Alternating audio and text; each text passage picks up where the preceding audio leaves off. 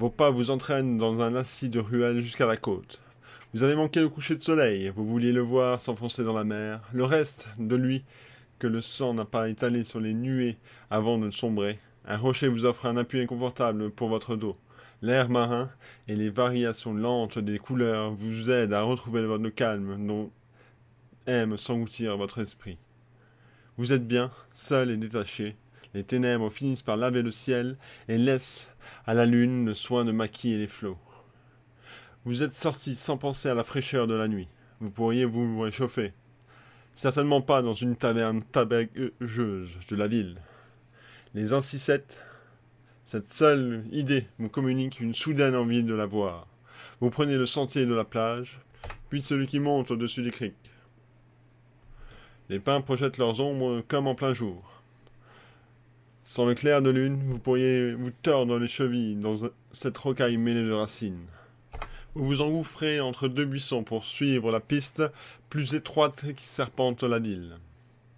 Un sillette habille dans ses premières maisons en dur et apparaissent dans la pénombre du taillis de la part d'autres du chemin. Je te croyais mort. Ça fait une semaine, 4 jours.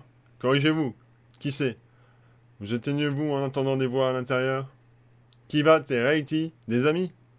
Je peux entrer? De la porte entrouverte s'échappe de lourds parfums que vous êtes venu chercher. Assiette vous conduit dans une pièce où elle vous reçoit d'habitude. 2 jeunes femmes y sont installées. Alanguies dans les grands coussins. Sur la nappe posée à même le sol, une narguilé gougloute entourée de tasses et de flocons d'alcool. Ces vapeurs voltigent autour de vous, embaument l'air de ces arômes capiteux de foin et d'herbes grillées. Votre hôte s'en tient à de rapides présentations et vous propose de les rejoindre.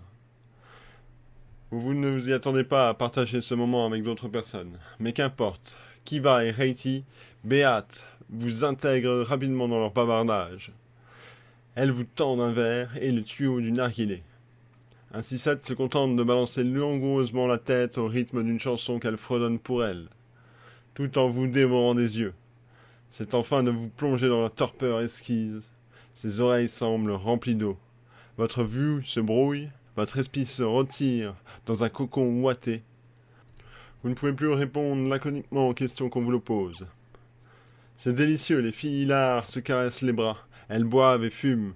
À chaque passage, vous serez, entre vos lèvres, l'embout tiède de narguilé, en admirant une à une les lèvres qui l'ont pincé avant vous. Kiwa et Reddy sont debout.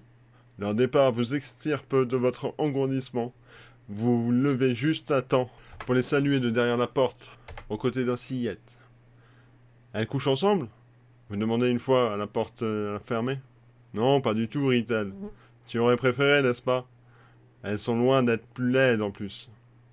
C'est vrai, vous auriez préféré. Cette idée ne fait qu'ainsi reconnaître leur charme vous excite. La jeune femme aperçut votre émoi. Pourtant, indolente, elle préfère ramasser les tasses et les flacons au centre de la natte. Son corps vous subjugue. Elle se redresse avant de l'éclipser dans la salle à cuisine, les bras chargés, vous laissant seul avec ce désir qui n'a cessé d'enfler depuis le départ des 2 femmes.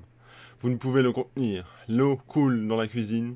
Vous hésitez entre partir et vous rasseoir, mais Assiette ne vous en laisse pas le temps. Elle a coupé l'eau et marche vers vous en vous essuyant les mains dans le linge. Elle colle son bassin contre le vôtre, laisse tomber le torchon et passe ses doigts humides derrière votre cou. Ses lèvres souples glissent dans votre bouche, jusqu'à que vous desserriez les dents. Vous la poussez sur les coussins, mais elle résiste. Dans mon lit, je préfère. Monte. Elle aime le confort et prendre son temps.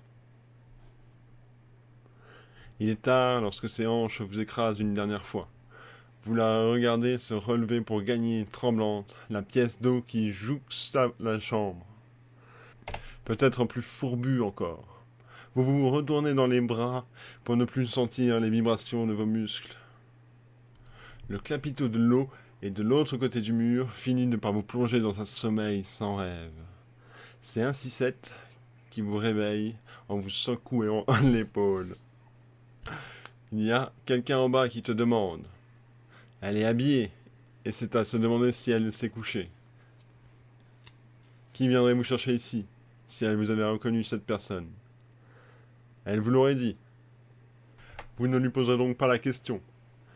Un mauvais goût dans la bouche, vous n'aimez pas ça. Vous enfilez sans hâte vos vêtements, puis descendez. Votre valet trépigne au pied des marches. Le roi, monsieur! Quoi donc? Le roi! Eh bien, venez avec moi, monsieur. Rendez-vous au 48.